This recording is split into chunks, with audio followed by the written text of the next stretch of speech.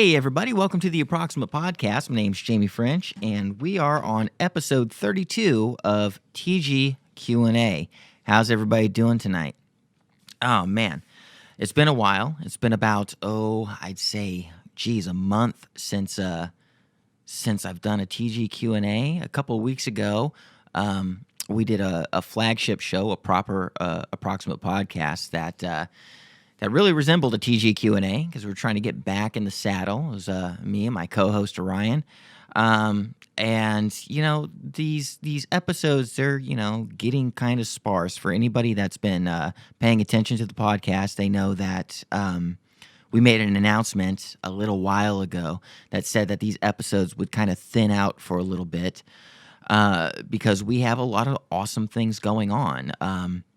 My co-host and I are in a band, and we got some really kick-ass things going on with our album that we're completing. And my personal career in the adult entertainment industry, I got a lot of things happening. So that kind of takes away from the amount of time that that we would like to put to the Approximate Podcast. But due diligence, we are kind of picking up the slack and trying to give a few episodes here and there, show you that we haven't completely disappeared.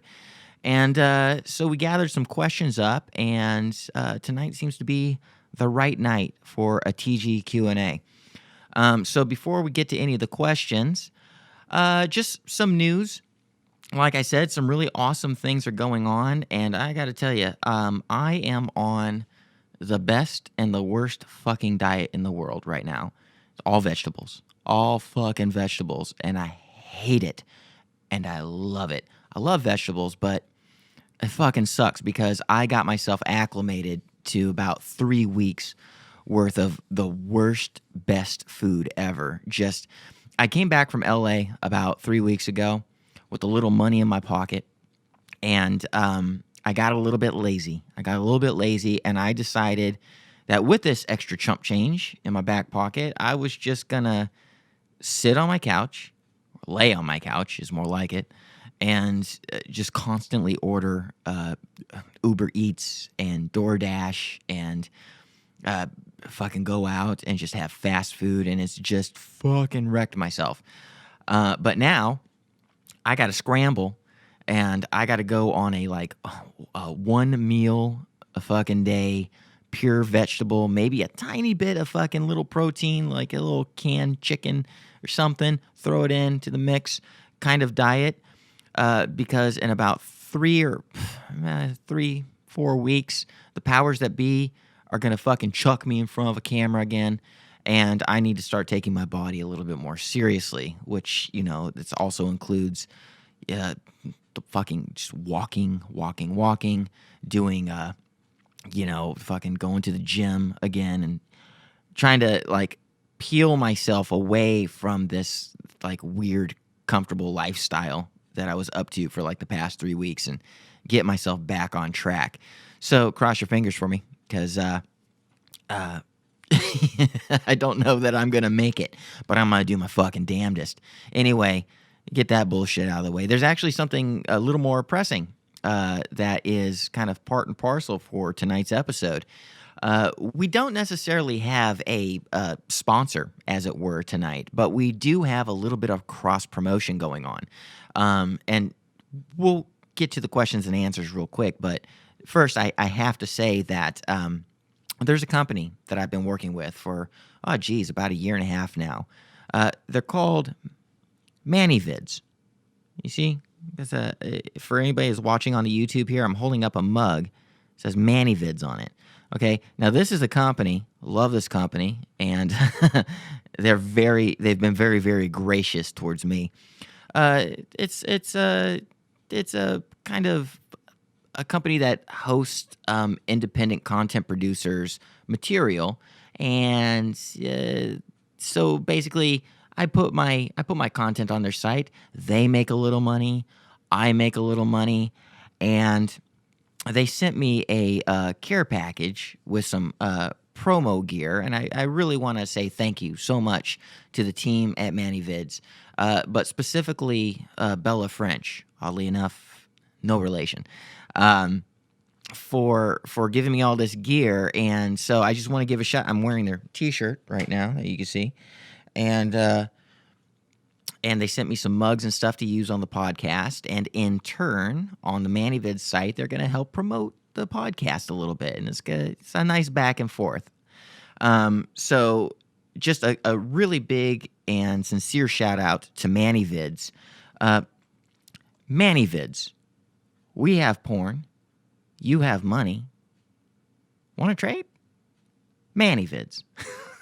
There you go, Bella. So with that out of the way, let's start to get to the questions and answers. Start to dive in deep. We're going to start with our Curious Cat questions. That's curiouscat.me/Jamie French. And it's just a place where you can send in questions. And so we're going to, we got a bunch of them. We got 6 questions on the Curious Cat. Let me take a sip of my liquid right here that I got. All right. Excuse me. Okay, here we go. So we're just going to take these from the top down. Anonymous asks, they're all anonymous, save for 2 of them. But Anonymous asks, how well is the FFS fundraising going? And is there any way we can help if we're broke? Okay, so, let me let the audience know what FFS is, just for, people that are new to the podcast or new to trans people, as it were. It's facial feminization surgery.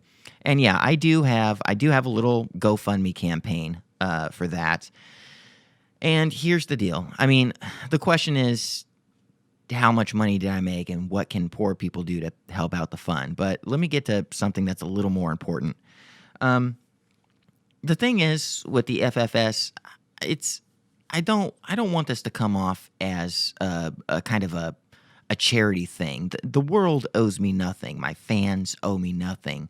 People that empathize with a person that's trans owe me nothing. This is just a little thing that I'm doing for just in case you wanna. Really, just in case you wanna.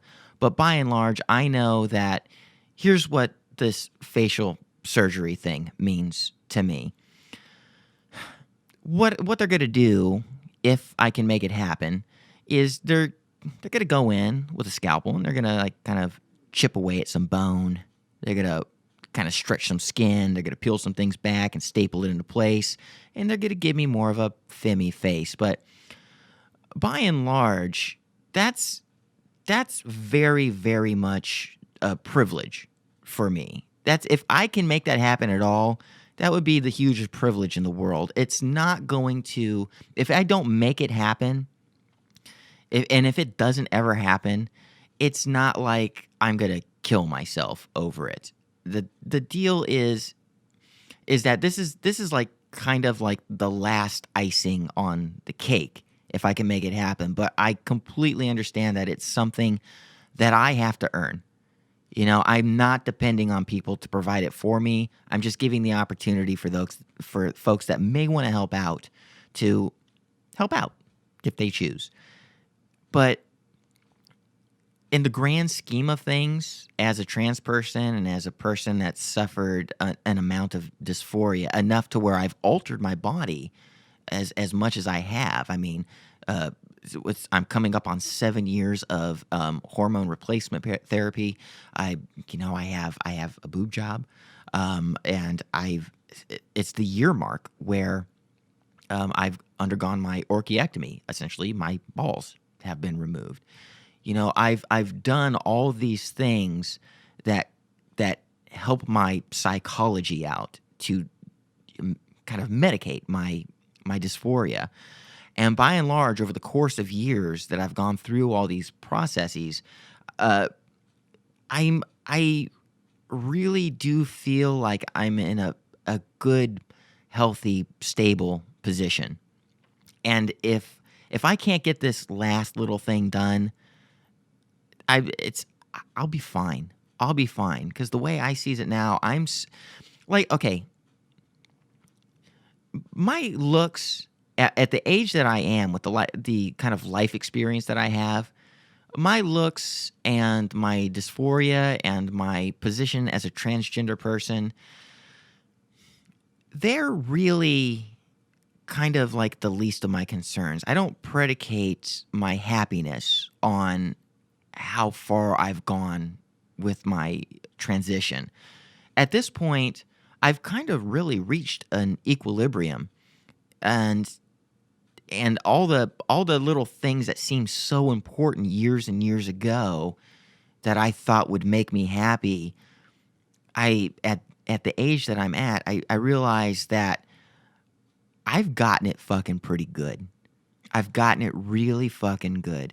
And I'm fortunate that I've been able to progress as far as I have on a physical plane. But like all the things that are most worthwhile that come from me have nothing to do with my gender or my dysphoria or anything like that. So I just to answer the question, I know I'm kind of going off on a little bit of a tangent here, but to answer the question, yeah, some money has come in for the GoFundMe campaign. It's like $300 or so. And if there's anything that you can do to help out, if you're if you're poor but still want to help a little bit, just retweet the campaign. I mean, that's what else can you do? That's enough. That little bit of effort, just clicking the mouse, that shows enough support in and of itself, and I appreciate it, and I appreciate every dime that's come my way. But ultimately, I can't depend on donations.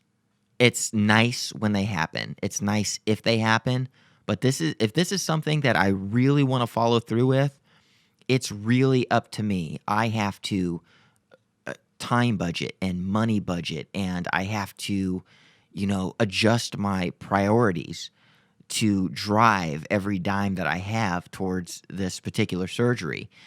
And so long as I set aside time to do that and make a conscientious effort out of it, ignore me, I don't know if I said that right, then I will get out what I put in.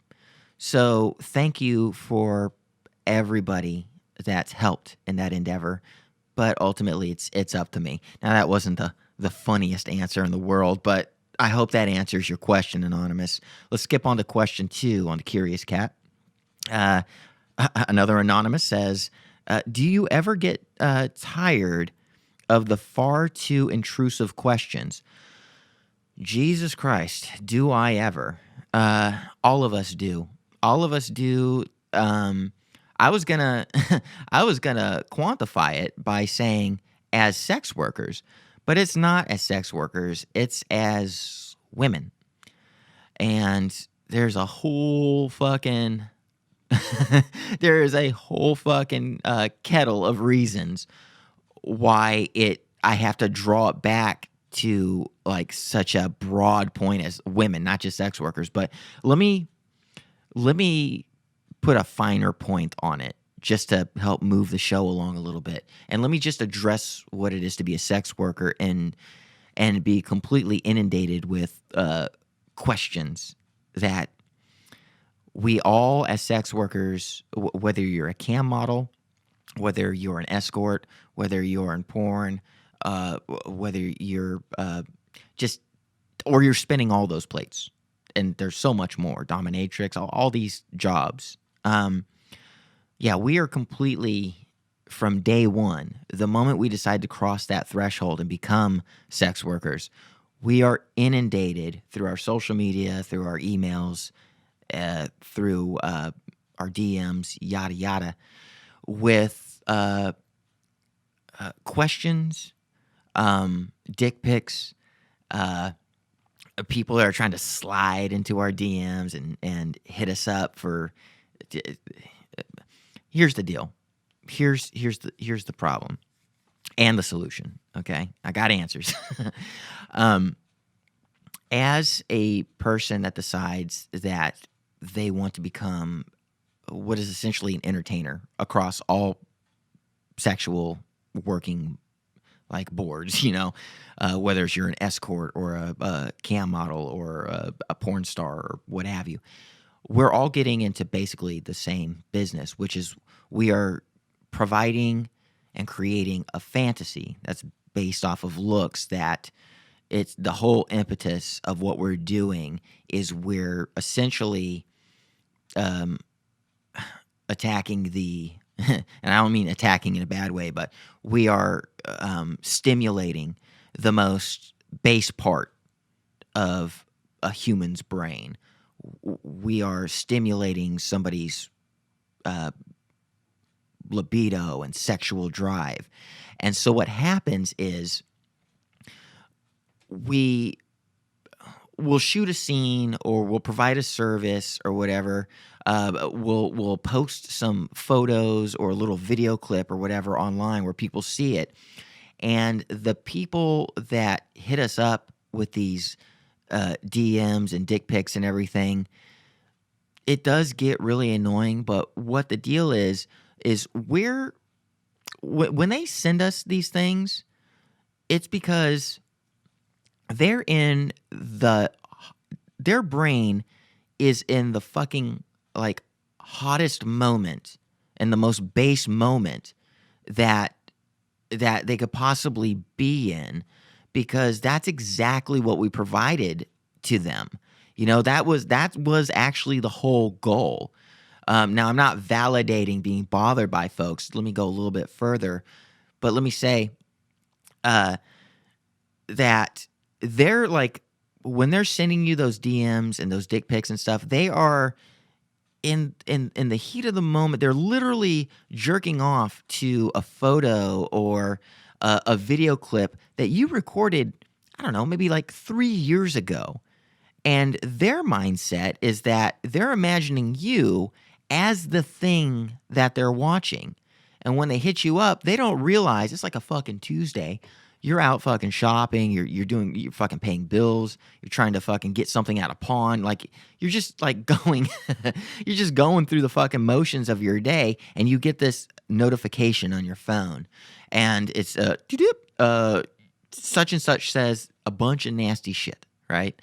And that is the last thing on your mind, but it's the very first thing on their mind, and that's because it's kind of a sign that you actually did your job. You provided them with the fantasy and you hit that fucking marker. And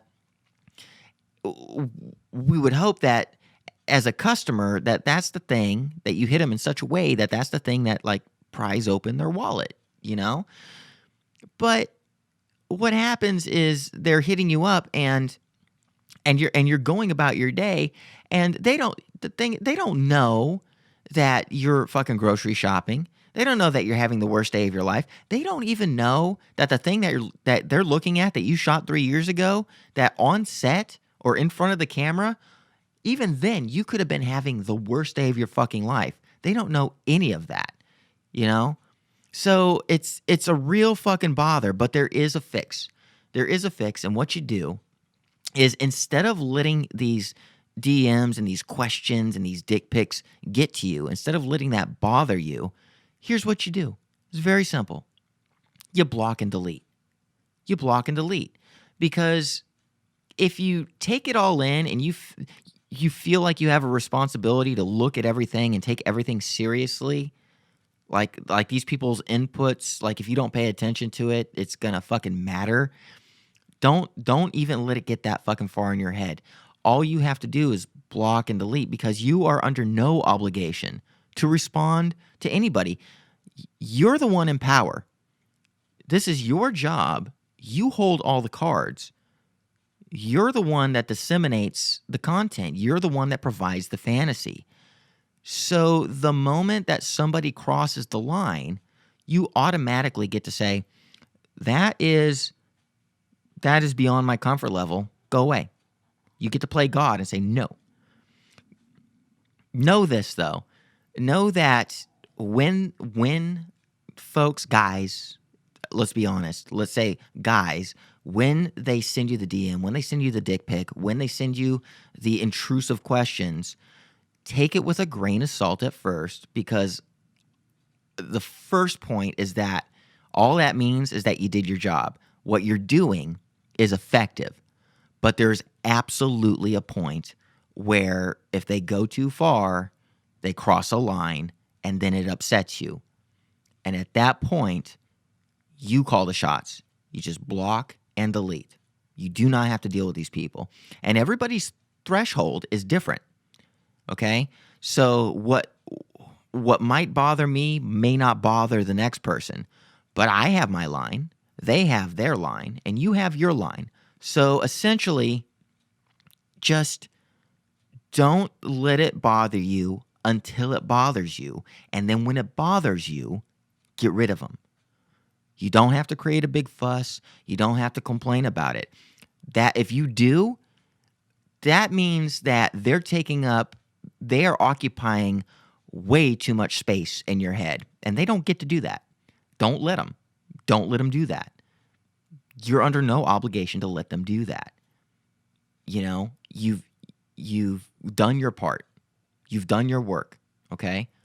Block and delete, let it go, let it slide, and know that this is going to happen. There's never going to be a world that we create as sex workers, in this instance, where we're going to have the perfect scenario where we put out the content and then we get nothing back but the money, the intended purpose of the product. That's never, ever going to happen. See, it's our job as the keepers of the gate, of the providers of the fantasy, to compartmentalize everything. That's how we can do this job and be a person and separate ourselves from this job and keep everything honky-dory and nice and safe and healthy.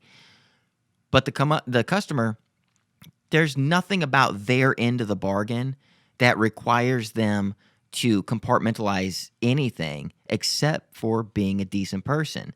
But here's the rub. It's hard to make somebody be a decent person when they're at their most base. Okay? So you have to expect that these guys are going to hit you up, say some nasty shit, and not know any better because they're in their most primal mind, which is kind of the point. It's a double-edged sword. As soon as you're tired of it, fuck them. Fuck them. You are the keeper of the realm, as it were. Again, I feel like I'm going a little bit around the bend on that one, but I hope that answers the question. Yes, it does get tiring, but it's an easy fix. Okay. So let's get to the third question. Any progress on getting the major studios to acknowledge the predator Christian? Oh boy. Oh well. For those that know me and have been listening to the podcast for about a year and a half now, they know that I've been running a campaign along with my roommate and my very, very dear and good friend, Stephanie Special. We've been running a campaign, an advocacy campaign called performersspeakout.com. And the whole purpose about it, to address the question succinctly, is the website and the advocacy was not meant to prove to the major studios that Christian needs to be blocked from the system. The thing is, everybody in the studio system already knows. They already know. And as far as the major companies are concerned, fucking even mid-level and kind of underground companies, everybody knows that Christian is somebody that you don't work with. He's on every fucking blacklist. He's a pariah in this industry. The site's not meant to drive awareness for the company so that they never hire him again. That's already done. That damage has been done simply by his reputation. See, this has been going on for the better part of 13 years. His activity, his bullying, his aggressive nature, his predatory nature. He's that bad of a guy. He rapes people. He literally, that's the kind of guy that we're talking about here. But the thing is, the studios, they know. They know because behind the scenes, there is a whole community of performers that talk to each other backstage, at industry parties, while on set, performers talking to directors, producers. The word has been going around and has gotten out by and large over the course of over 10 years. And it was at a point, I'd say maybe about 4 to 3 years ago, where we called him a necessary evil. That he was just somebody that you had to put up with. But as things have progressed, like I said, in the past like 3 or 4 years, people are sick of it. People are sick of it, and we don't feel that we have to put up with it anymore. And so we all are very open and honest with our experiences with this guy. And he's on everybody's blacklist. And say, for example, a company like Evil Angel, they call me up and they say, hey, Jamie, we'd like to have you come out to LA in 2 weeks. We're going to do such and such scene, and we're going to have you performing with this guy or that guy. You have your choice of guys, really. Is there anybody on your no list? Immediately, I say, well, yeah, I don't want to be paired with Christian. And the same fucking answer every time. Oh, well, yeah, obviously not Christian. No, we're not talking about Christian. That's how bad it is. Everybody knows. Here's the reason why the Performer Speak Out campaign is necessary. Because Christian makes his money one way and one way only. He makes his money by running his own independent website, and he preys on the naive and the new faces. He goes and he poaches Reddit and Tumblr and Twitter and looks for new girls that are, they don't know anything. They don't know how to talk to. They don't know, all they know is that it's something that they like. Maybe they keep in contact with maybe a few of their heroes, and they're ready to go, but they don't know anything about the industry. And Christian hits them up and makes them a bunch of big promises, and completely undersells their value because he knows they don't know any better. He knows that they don't know what price they're supposed to be working for, because there is a baseline price for scenes. There is a he'll try to talk girls out of wearing condoms but not get tested. He'll forge tests. He will before, after, and during a scene push himself on a girl in a way that they think, because they've never worked before, thinks is totally normal, and that's just part and parcel of working in porn, which is completely, it's not. And make them feel uncomfortable, but think that it's a thing that has to be accepted, like he has done for every one of us.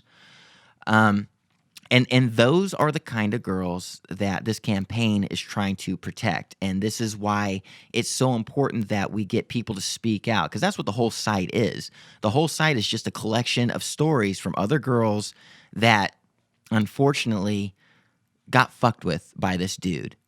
It was too late for them, for me, for so many. I mean, I have my own stories on there. And we try at every turn to encourage girls to speak up against this guy. But that's generally what the site is for, to share our stories, to disseminate information, and to help girls that are coming into the business to stay clear of this guy. Because the studios, they already know. And people in my position that have been doing this for years and years and years, we all already know. There are actually a lot of new girls, up-and-coming talent, that because the information is spread so far for so many years, and it's such a grassroots source of information, these accounts of his abuse, that it's awesome. There are new girls that are coming up that immediately, like right out of the gate, already say, without any kind of warning or anything, that, oh yeah, Christian tried to hit me up. I fucking shot that fucker down. He's such a fucking tool. I know what he's about. I know what he does. They're like already really hip to it. And that's amazing to hear. Like, they all call him, and I love this. They call him the thumb because he just looks like a big fucking thumb. Like, I love how much progress we've made with the campaign and with how information has spread. Like, this is a completely new generation than the cycle of transgender porn, trans porn. Like, it's like a 2-year cycle.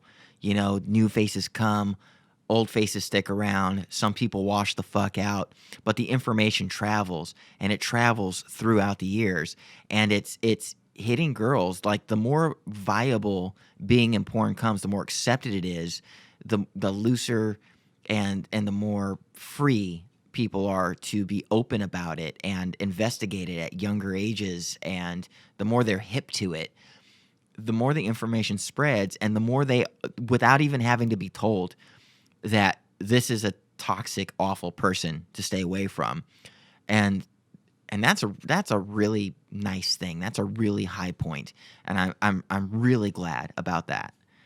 So, I mean, I hope that answers your question there. I know it's this isn't the funniest show in the world, but I'm really glad that you asked that. And I just hope that that we can get more and more people to speak out. I mean, it sucks, but we have like over 15 performers. One would be enough, but we have over 15 performers coming out and telling their story. And it's just a goddamn shame. And we're going to keep on this. We're going to keep on this to protect as many girls as we can. And that's the whole goal. And that's it. So anyway, with that out of the way, let me get to our fourth question of the night. This one comes from another anonymous. Anonymous asks, if you wake up one day and discover that you become a totally, I'm reading this verbatim, that you become a totally woman with pussy, and you are married and you have babies, question mark, what would you do? 5 question marks. Here's the deal. Babies are the least of my concern. Again, like I said previously in the show, I already had an orchiectomy. I'm just past the year mark on my surgery. Babies were the least of my concern. They are the least of my concern. I didn't even like save any fucking semen or anything for future use. That's how much I give a shit about propagating the species. I'm a little too nihilistic and a little too self-involved with my career. And I know that, well, let me put it this way. I'd like to think that I've learned from my parents' mistakes, and I've taken all of the lessons that I've learned having grown up with the kind of parents I grew up with, and said, you know what? I see bad and negative traits in me. A lot of awesome, amazing traits. I mean, I do have, by and large, wonderful parents, but I see all the bad things that I can say that, well, that part of me is my mom, that part of me is my dad, and that's why I shouldn't raise kids. I shouldn't raise kids. So if I was ever going to come to a point where I was going to raise a child, I would do it in the way that I feel is probably the most honorable and just amazing and best way to raise a child, which is to adopt. We don't need any more of me. We don't need any more of most people. There are so many kids out there. There's so many people out there that need somebody's care. And so if I was concerned about kids at all, one come a day, if I ever grow up, I would like to think that I would adopt instead. As far as dealing with waking up one day and magically having a vagina in and of itself, I'm very much indifferent to the idea, because getting the kids thing out of the way, there would be no point. I mean, it takes 2 different sexes to create a child. On my biological sex, I've already fucking nulled that motherfucker right out of the way. So it'd be the very same thing if I were a natural born woman with a functioning vagina. I probably would have got a hysterectomy, So the only purpose it would serve is sexual gratification at that point.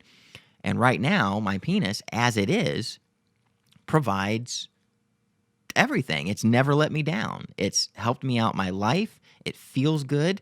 I'm not ashamed of it. I don't feel like I'm any less because I don't have a vagina. And if I had a vagina, I would still be just fine with it. And its purpose would serve the same purpose with the situation that I have now, sexual gratification. The reason why I don't create a false vagina or a new vagina or, a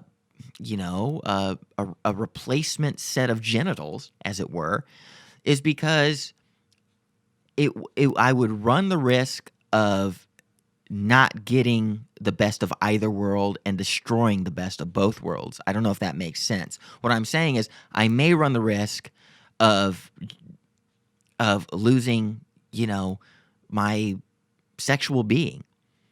And so I'm kind of in a mindset where if it's all the same anyway, I'm just going to leave well enough alone.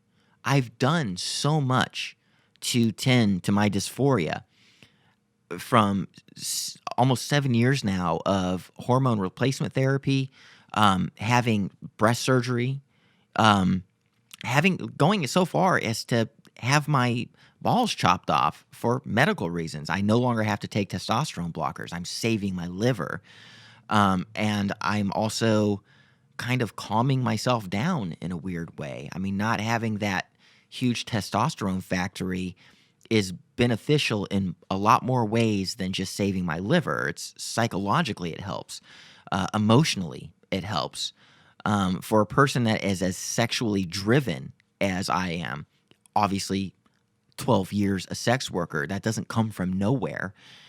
Having that surgery really did help me out and is helping me out on a day-to-day basis. I've done all of that.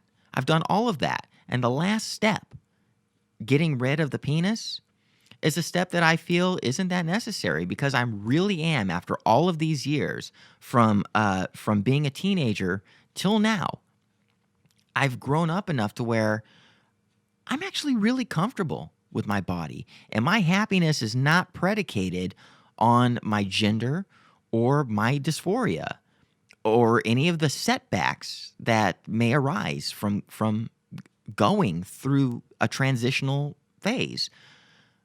I'm much more concerned with who I am as a person. Am I a good person? Am I a funny person? Am I a caring person? Am I a smart person? Am I doing the best I can to exude the best parts of my personality? That's what I care about. Everything else at this point is gravy. I'm so fortunate that I was able to alter my body to tend to my dysphoria as I have. And I'm just at a point right now where having the full surgery isn't even a blip on my radar.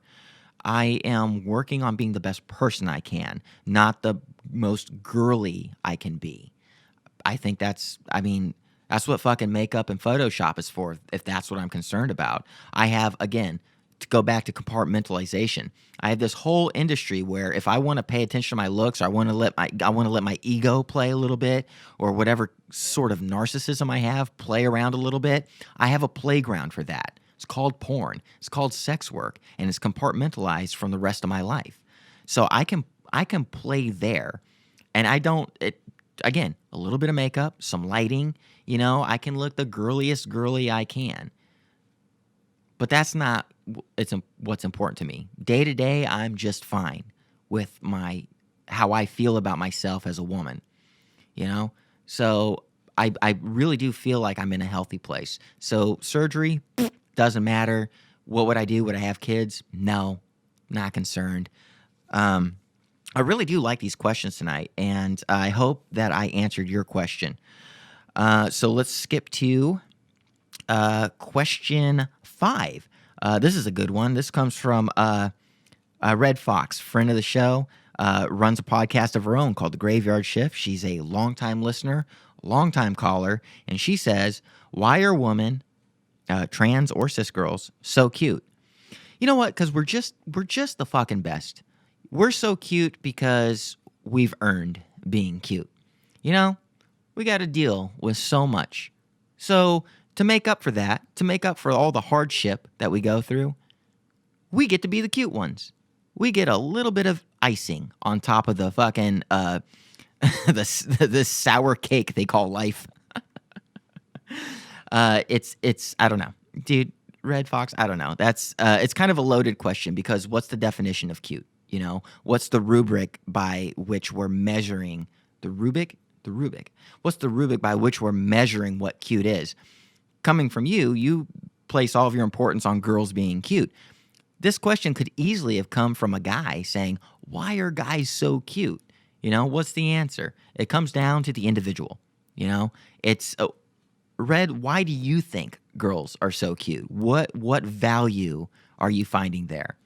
I mean, my answer is I like soft, I like round, I like curves, I like big eyes, you know, small mouth, pouty lips, heart shaped fucking face. You know what? Generally, classic girl look that people that like girls like those features. What's the root of it? Why would I like somebody that is that definition of cute? Well, maybe that's an entire podcast in and of itself. I don't know. But it's something I'd like to investigate for sure, because that sounds incredibly interesting. And I know there actually is some science behind it. But that is a whole subject for another time. I hope that suffices for now, Red Fox. So one last question on Curious Cat. Anonymous asks, would you date a 50-year-old English guy? Sure, if they're 24 and trans. All right, so we got emails here. Let's get right into it. First one pulling up is from Evelyn, longtime listener, longtime caller, savior of the show on many occasions. Evelyn has 3 questions. Says, I had a good time at the Croydon Pride, I guess Pride Parade, or Pride event. Do you ever attend similar events? I don't. I haven't. And I did once. I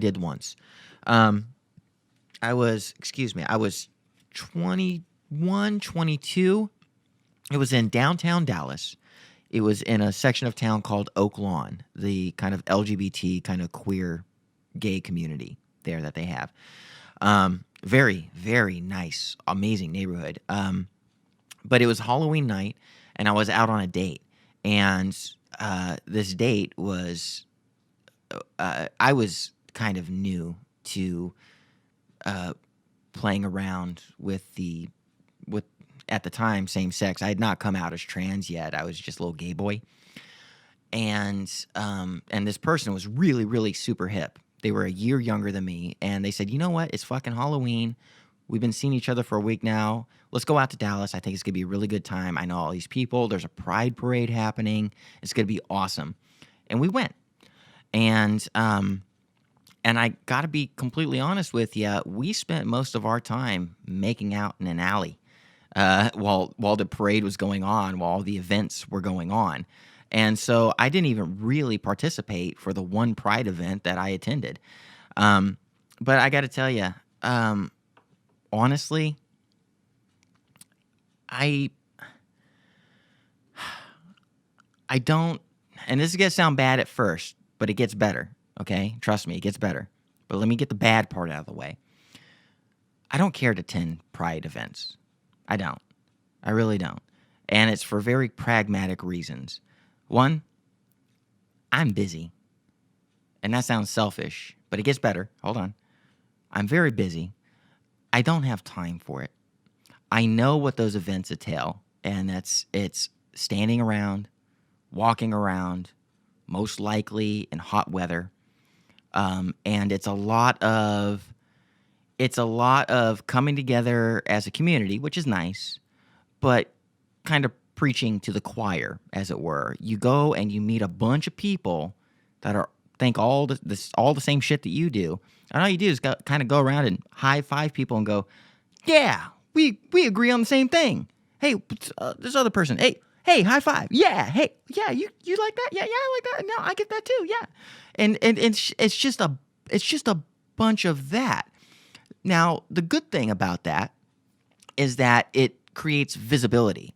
And that idea I like.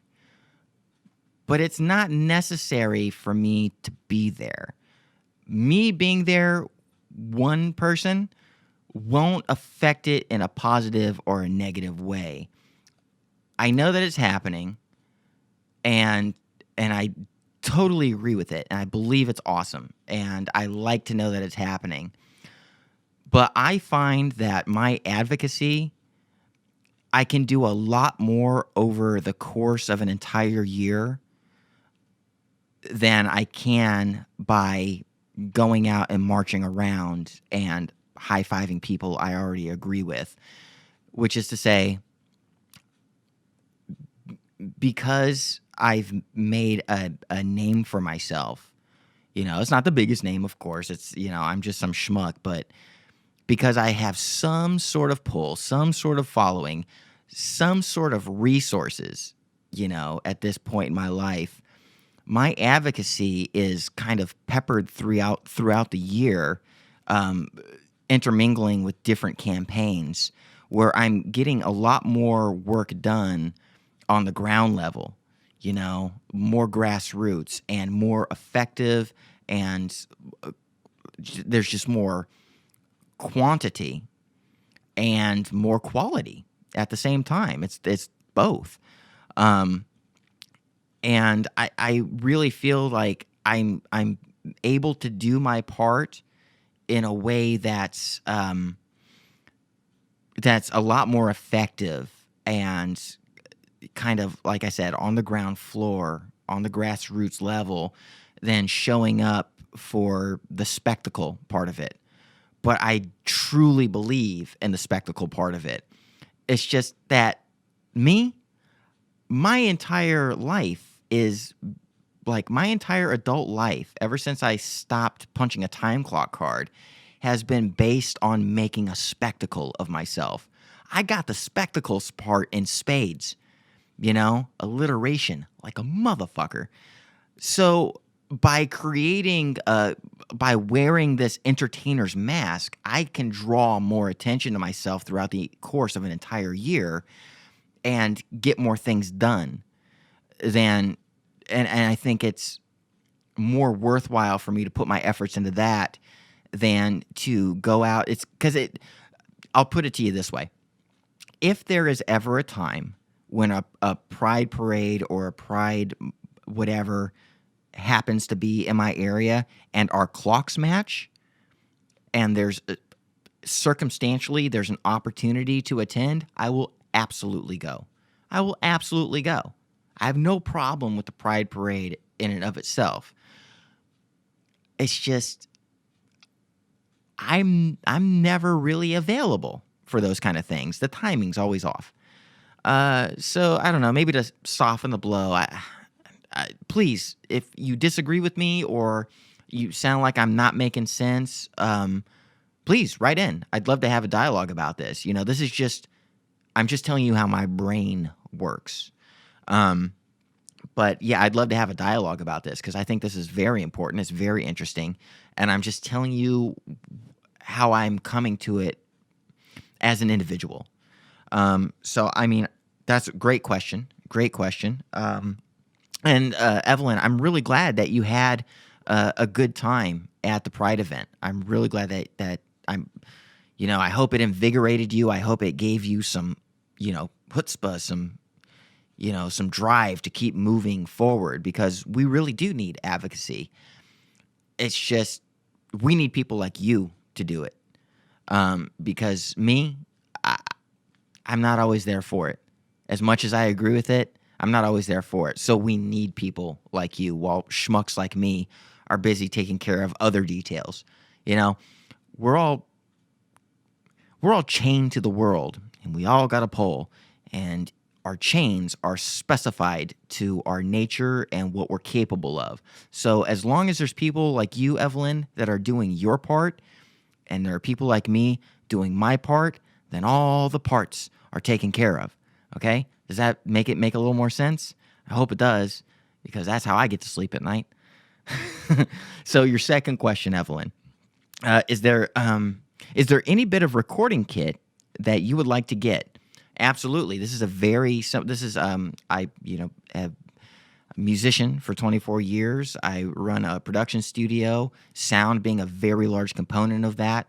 Um and she's asking, she's also a musician. She's asking if there's any piece of equipment I'd like. And yes, there absolutely is. One piece. I don't need fancy bells and whistles. Got those as the day is long. The thing that I want is just a nice outboard, like true hardware. I just need a compressor, like a very decent compressor. I'm not so concerned with my DAW, my digital audio workstation, that side of the signal chain. Like, I know how to VSTs all day long. I know how to utilize all of my EQ and plugins and fucking everything. You name it. I got that side of the signal chain taken care of. I'm not so happy with the front of my signal chain. And I can make a really good sound. I can make amazing demos. I can record decent sounding albums. Literally, I can. And I have. And I got proof all over my fucking watch this YouTube page. Go to the playlist. I got music everywhere to varying degrees of of quality. But the best quality, you'll go, oh shit, where'd you record that? Here at my fucking house, motherfucker. The one thing that I would put a little polish on is the front side of my signal chain, and I need a compressor to do that. And real quick, as an aside, I wish I could tell you what kind of compressor. There's so many choices and so many compressors of varying qualities that will fit a particular budget. I don't know that this is the time and the place to go over details because I want to get to the next question. There's a channel that I follow called Spectre Sound Studios on YouTube. Links in the description. Run by a guy named Glenn Fricker. And his whole deal is that he gives tips, advice, product reviews. Everything is about how to get the best recording that you can. Admittedly, it's for metal recording, but the man is so adept at what he does that the lessons and the product reviews, everything is germane to recording in general.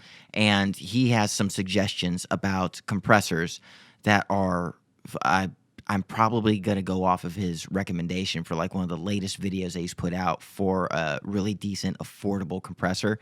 But we got to move on to other questions. Just links in the description. And yeah, Spectre Sound Studios, amazing channel. Glenn Fricker's amazing guy. And, a lot of awesome, there's just a wonderful knowledge base there. So let's move on to the next question. And your third question, Evelyn, is what is an album you wish you had? Well, shit, in this day and age where every single song that you can think of, every album is just a few clicks away on the computer, there's no album that I could wish that I had. I could just get anything that I want. So I'll bring it to a different place. I will say, what kind of physical media do I wish I had? Because, well, let me put it to you this way. And this is going to be completely based off of, there's not going to be any kind of like historical reason why I want this. This is purely my own taste. My favorite band in the world is They Might Be Giants. And if I could have any piece of recorded media in the world, a physical thing, it would be their 1985 demo. The thing that they used for their press kits when they were first starting out, the thing that they would send to, journalists, like fucking low-level journalists just to, get their names in the paper, get some sort of modest review to help build their career. This is the tape that they put out, and they handmade them. They didn't they recorded in their fucking living room, and they put it all on cassette tape, and they would just package it using Xerox fucking copies, completely DIY. And that's what makes them so special and so rare and so pure, is that it's really a band's heart, like hands on, at their most sincere, their most unjaded, their most just like the most love of music is put into this little thing, this little calling card that they made. And I think that would be such an amazing piece of history to own. Now, there have been they've been generous enough over the course of all the years that they've been a band where they've released selections from, like, they've put them on B-sides and compilations and like rarities discs. But to actually have the tape, the full tape, that would mean everything to me. And so to answer your question, that's what I'd like to have, like the They Might Be Giants 1985 street level hand recorded fucking cassette tape demo. And so I hope that answers your question there. We have another batch of questions through our email from Stephanie. Stephanie sent me some questions. That's my roommate, good and dear friend of mine, Stephanie Special. She asked 2 questions here. What do you think about James Gunn, director of Guardians of the Galaxy? I know, Steph. Being fired and completely severed from Disney today for controversial and edgy, sketchy tweets as jokes from many years back. Oh, boy. Okay. Well, Jesus Christ. To be honest with you, as of the day of this recording, I am just now starting to see the tweets and the news and the blurbs that James Gunn has been fired for comments that he made years ago is the takeaway that I'm getting. I haven't heard any details beyond that. So beyond that. So it wouldn't be proper of me to say anything about it because I don't know any of the details. So what we're going to do is we're going to save that question for next week. As soon as I get done with this, I'm going to go look it up, and hopefully I will be able to record in enough time to where what the kids call their hot take, to where I have some sort of hot take and I could put that bullshit on a podcast for your edification. Stephanie, fuck you. I'm gonna see you in a couple hours. She's sleeping right now, but Jesus Christ. But I'll come up with something to say. It's just not gonna happen right now. And furthermore, second question, she says, do you even want to see the next Guardians of the Galaxy since he will not be directing it? Well, James Gunn's directorial voice is all the fun stuff about Guardians of the Galaxy. He has a sense of comedic timing, pacing, sense of whimsy, and just enough heart to make a cookie cutter save the cat type of movie, 3-part act, circle of. He has just enough fun in his voice to make one of those kind of bullshit Marvel movies feel enjoyable and worth your $7 to $11. And I can't really think of another director that would be able to handle it in quite the same way. Saying that, maybe I don't want to see a Guardians of the Galaxy 3. I barely wanted to see the first 2. But for $7, they're fun. They're fun. I mean, as a comparison, I walked straight the fuck out of Ant-Man 2, and that was lauded to us as a fun movie. It was not fun. It was all the cookie cutter parts. It was all the forced and contrived formula of where you're supposed to be funny, where you're supposed to be action packed, where there's supposed to be some heart. Like, it felt like you were looking at a facsimile of a movie, Not only that, but a facsimile of a shitty movie. And so I walked right the fuck out of Ant-Man 2. I didn't even get halfway through. But the Guardians of the Galaxy, just the right amount of properly placed ingredients, but who properly puts those ingredients in place? The director. So I don't know if I'm going to see a James Gunn-less fucking Guardians of the Galaxy. Odds are, when it came out, I probably wouldn't have seen it till fucking a year after it was out anyway. So I'm definitely not going to see it now. If he's, I can't imagine who they could find that would make me change my mind about that. But I don't know. So we're gonna, Stephanie, there you go. Here's your questions. I'll see you tomorrow, kiddo. I'm probably waking you up with the sound of my voice. Let's see. So we're done with the emails, and we're gonna end on my Discord, where I have some channels on my Discord which are dedicated to the show.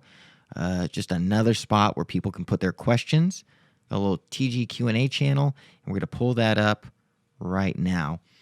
We're in the TGQ&A channel of my Discord, and we do have some questions. Question by a guy named Mike Honcho. Mike Honcho has a question, says,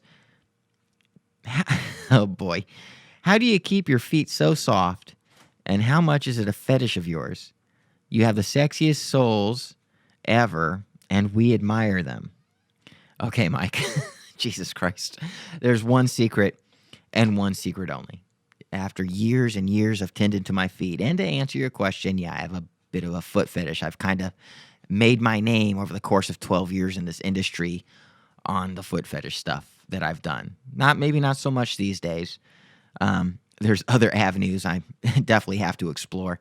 But back in my heyday, yeah, I made a big name out of the whole foot fetish thing. Now, how do I keep mine so soft?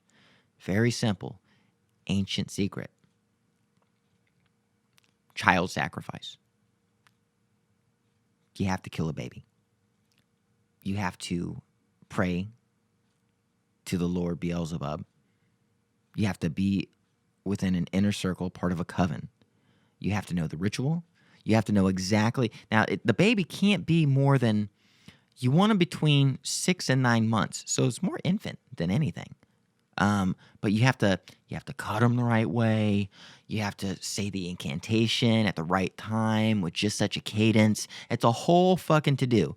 But if you do that, and you appease Lord Beelzebub, what you wind up with is the softest feet in the world. Okay? That's all I'm saying. That's how I do it. Little human sacrifice. And by little human, I mean little human. So anyway, with that out of the way, I think we have one more question, and then we can wrap this motherfucker up. Let's see. Okay, Red Fox, again, who asked a question earlier through Curious Cat, is asking on Discord. She asks in TGQ&A After Dark, so this should be a somewhat more adult. Well, a lot of these, everything's been adult. But let's see. She says, small laugh, good question, laugh first. It all coalesced just like you predicted, which leads to the question. Okay, there's a whole backstory there with what she's starting off with. Okay. Let me just get to her question. I don't want to tell a bunch of backstory.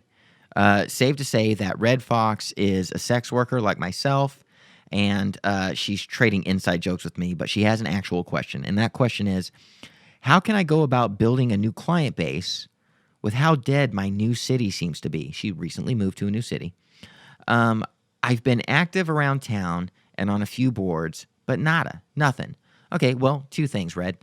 And two things to any sex worker that might be wondering the same thing. How do I drum up more business when everything seems so dead? Well, there's only so much you can do. First of all, your location is everything. Being a sex worker kind of has the same rules as real estate. It's location, location, location. If you're around any kind of like metropolitan hub, if you're near or in any big city, well, then it's not going to be such a big deal. I'm not exactly sure where you moved, Red Fox, but I know that, aren't you close to, let's say you're, close to Denver? Not quite sure. Doesn't matter, but I believe you're next to a major hub. The thing is, you have to, if you want to be in this line of work, you really have to treat it with all of the weight and responsibility that you would if you were the boss of a large corporation, which is to say that your success or failure is completely on your shoulders. Nobody's going to give you anything, and you're only going to get in. This is one of these businesses where you're truly only going to get in or get out what you put in. So you can't just put up an ad once a week on a random forum, and just because you're selling sex means that they're just going to come flooding in. It doesn't work that way at all. You have to investigate so many websites. You have to put up so many ads. You have to utilize every ounce of your social media presence, but then balance it in a way that isn't spammy and also isn't jaded, which is to say you have to constantly come up with advertisements and content that's free that advertises your wares in such a way that it actually looks like you're having fun and you're genuine and you're approachable and the girl next door. And you kind of have to really do that. You have to utilize these opportunities to spread your wares as an opportunity for you to also have fun creating these images and playing to like a really fun side of yourself. Like I said, being a sex worker is all about compartmentalization. And if you're going to actively pursue your sex work, you have to dive across that side of the fence where it's okay and fun to be a sexual being and have fun with that. And then create your ads and your promotion while in that state of mind, because that will really sell it. You don't need to be, all you need is an ounce of authenticity. An ounce of authenticity is worth a pound of promotion, okay? To fuck up a Benjamin Franklin line, all right? So have fun with it and spread your word far and wide, but pace yourself as you put these ads out. There's a balancing act, and nothing's going to come easy. So much of your success or failure is going to be dependent on how sophisticated you are with how you approach your business. The more sophisticated you are, the more involved you are with your business, the more you figure out the finer points of how to promote yourself, the better you're going to do. But don't ever expect to just put an ad up, look around and go, where's all the dudes? It doesn't happen that way. It takes more effort than that. So with that, I'm going to play us out with a song. I hope that answered your question, and we're going to get the fuck out of here. But before I go, I'm going to give one last shout out to my good friends at ManyVids. Thank you, Bella. Really appreciate that. And we'll be promoting them here and there throughout these episodes. They're good friends of ours, and they're going to help us out a little bit too. Right, Bella? All right. Okay, here we go.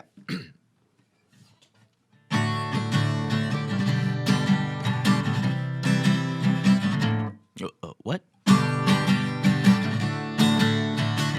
Huh? It's TGQ&A. All right, good night, everybody.